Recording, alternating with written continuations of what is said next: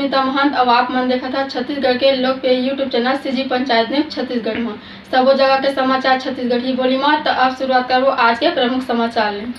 प्रगतिशील छत्तीसगढ़ सतनामी समाज के नेतृत्व में फर्जी जाति प्रमाण पत्र धारक मन के ऊपर कार्रवाई के मांग ल लेके नग्न प्रदर्शन करवैया युवा मन ला निशर्त रिहाई के मांग। आप मन ला बता दें कि प्रगतिशील छत्तीसगढ़ सतनामी समाज ब्लॉक खरसिया के प्रभारी अध्यक्ष डॉक्टर भोजराम दीपक जी के नेतृत्व में फर्जी जाति प्रमाण पत्र धारक मन के ऊपर कार्रवाई के मांग ल लेकर नग्न प्रदर्शन करवैया युवा मन के निशर्त रिहाई से सतनामी समाज ब्लॉक खरसिया युवा प्रकोष्ठ प्रभारी अध्यक्ष तोरण कुमार लक्ष्मी जी, शिवचरण महेश्वरी अनिल जी के संग सतनामी समाज के जागरूक सदस्य और पदाधिकारी मन के उपस्थिति में खरसिया अनुविभागीय दंडाधिकारी ला ज्ञापन सौंपिन है। सीजी पंचायत न्यूज सुधा वाले की खास रिपोर्ट। रोज हमारे चैनल में छत्तीसगढ़ी समाचार और गांव देहात के हर छोटे छोटे समाचार पर हमारे चैनल ला लाइक और सब्सक्राइब जरूर करो।